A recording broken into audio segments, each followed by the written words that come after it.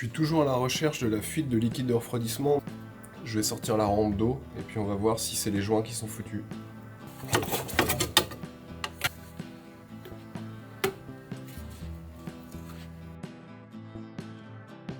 C'est tout sec. Si le joint de culasse est dans le même état, c'est pas étonnant. Il y a un peu de liquide de refroidissement partout au niveau du joint de culasse. Je me dis que je vais pas avoir d'autre choix que de changer le joint. Bon, alors là, je défais la diorite pour faire la purge du liquide de refroidissement. Au moins, j'essaye. Allez. Allez. Ça y est, elle est venue.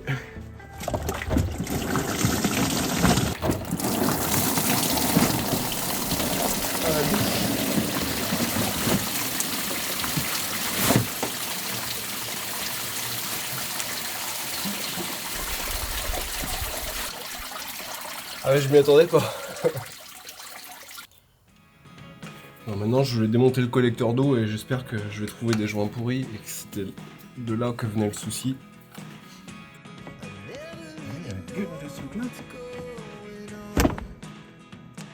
Bon, ça c'est à changer aussi. Il y a beaucoup de choses à changer. Hein. Oh là là là là, tout est grippé. Là, on peut y aller.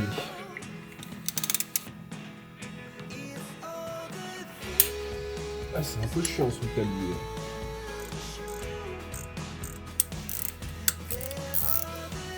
Pour sortir le collecteur d'eau, c'est pas bien compliqué. C'est chiant, pour parler clairement, parce que sur un moteur de 30 ans, tout est rouillé, tout est grippé, toutes les durites sont presque pourries. Mais au niveau complexité, pire. Il reste une durite en bas qui va vers la pompe à eau. Ça y est. Tout est sorti. Maintenant, surprise.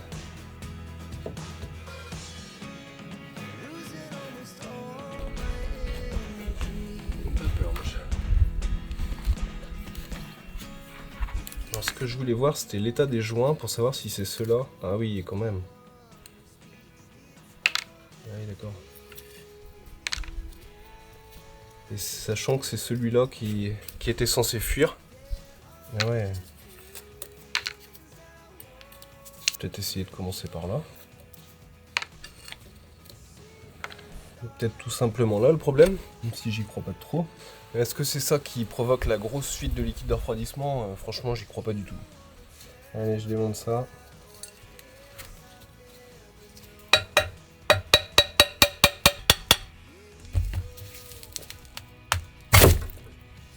Vache. Bon, si ça c'était un joint, il en reste plus grand chose. Bon, allez, je nettoie ça et puis je te reprends. J'étais pas parti pour tout démonter, mais quand je vois l'état des joints, je vais essayer de tous les changer.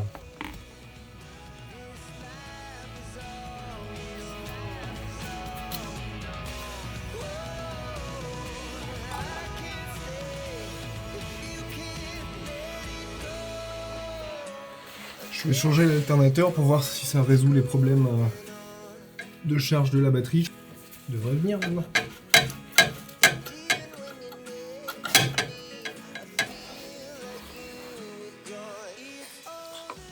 Quand je vois ça, je me dis c'est pas étonnant qu'il fonctionnait pas. Il y a peut-être des choses à récupérer, en tout cas j'ai besoin de la poulie. Parce que sur celui que j'ai commandé, il n'y en a pas. Allez, direction établie.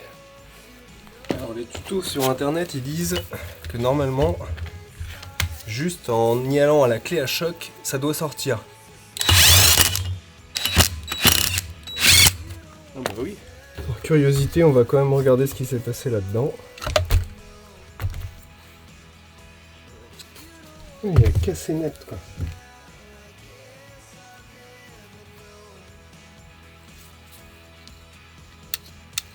Oui, le bout cassé, il est là.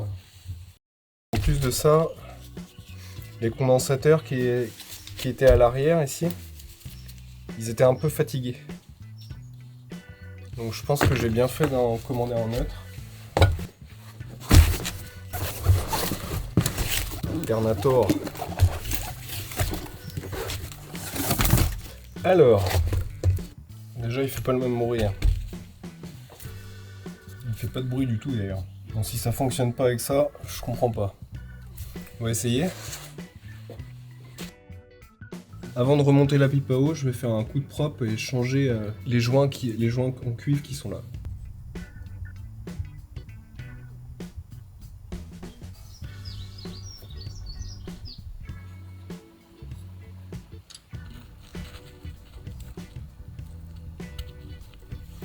Celui-là c'est le pire je crois.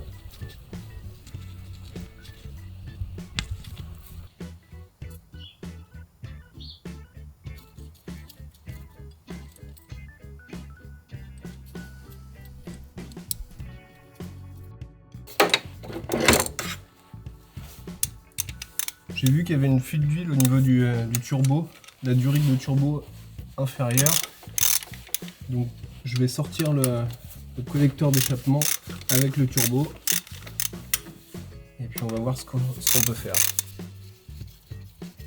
Là normalement je vais tout désolidariser et ça doit venir. Voilà.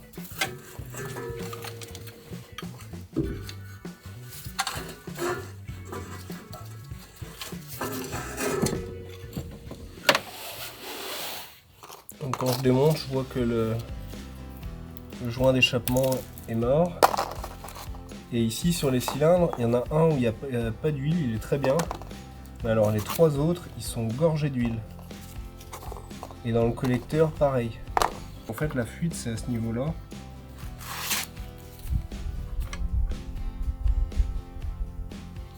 Oui. J'imagine que c'est ça qui était foutu. J'ai l'impression qu'il y a un peu de jeu dans le turbo.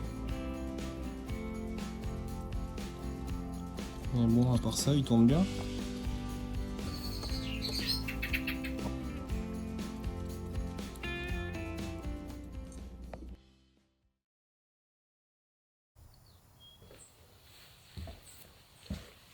Je vais voir si je peux sortir le radiateur par là pour pouvoir le rincer. Avril 1999, le radiateur.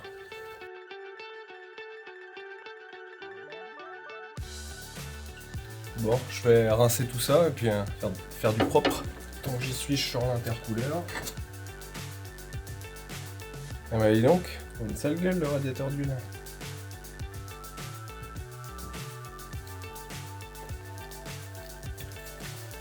Et arrivé à ce stade-là, je commence à me demander est-ce que j'aurais pas plus vite fait de sortir tout le moteur plutôt que de rester jouer.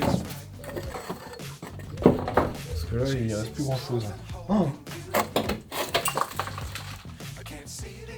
regarde-moi la merde que je sors de là.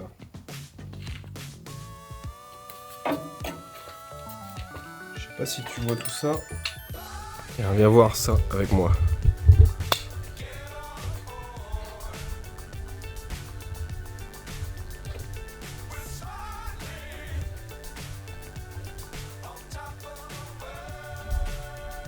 Alors celui-ci, bah, je te fais pas de dessin, mais il est dégueulasse. C'est le radiateur d'huile. Alors ici, l'avantage, c'est que c'est pas rouillé. On prend les choses dans le bon sens. Hein. Tu vois, là, ça commence à être le chantier.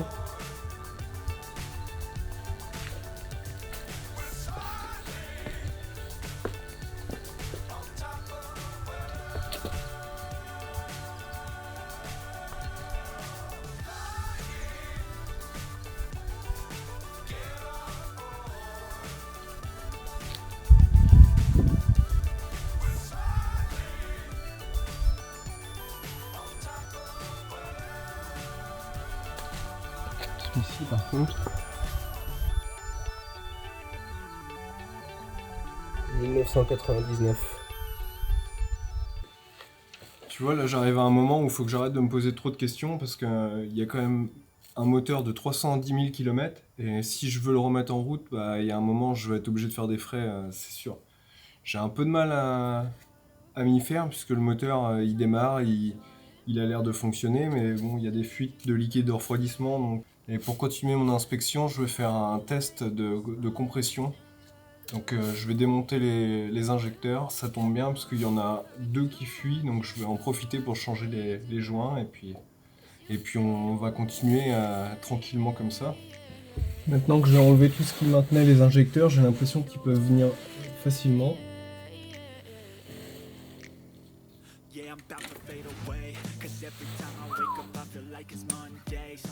Il y en a un qui est bloqué dedans.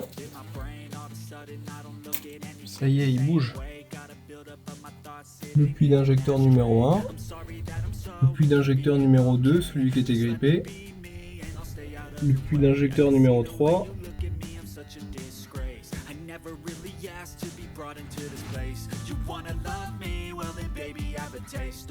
La prochaine étape, avant de faire n'importe quoi et de mettre trop de frais dans le véhicule, je vais tester la compression des cylindres. Et pour ça, je viens d'acheter un kit sur Vevor, 40 €. Un kit pour compression diesel. J'espère qu'il y a ce qu'il faut là-dedans. C'est un kit avec des injecteurs qui se vissent alors que sur le range, ils se brident. Donc ça ne correspond pas.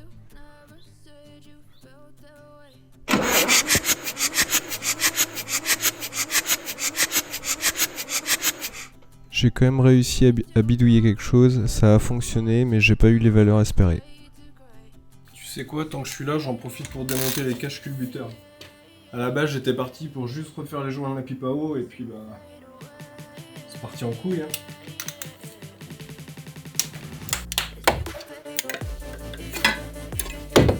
J'ai été assez surpris en démontant le cache-culbut de trouver des choses comme ça. T'as vu ? Collé sur les culbuteurs. Je sais pas trop ce que c'est, on dirait un bout de joint de culasse. J'ai la chance qu'il reste les indications devant la baie moteur pour faire le géosoupape. Alors, Open One, donc celle-ci tout ouvert. Check valve 7 tout au fond. Non, alors.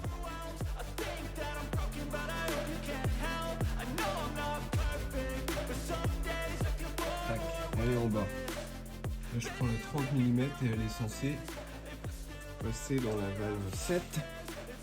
Alors, elle passe. Ça, c'est sûr qu'elle passe. Tu vois, là, je prends la 0,40. Et j'ai bien l'impression que la 0,40, elle passe aussi. Et la 0,40, elle passe. Ouais, c'est pas terrible ça, hein. Je t'ai montré que dans la dernière vidéo, ici, mon cache-culbut, il avait souffert. J'en ai reçu un autre, tout neuf, fonctionnel. Et ça, c'est grâce à vous. Merci Cyril.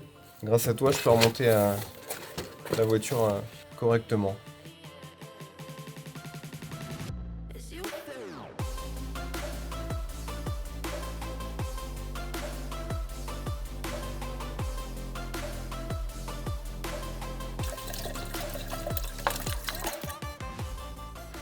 Je suis en train de tester la continuité des fils de l'alternateur parce que l'alternateur neuf il fonctionne pas. Le voyant de batterie ici quand je mets le contact il s'allume pas, donc j'ai testé la continuité des fils.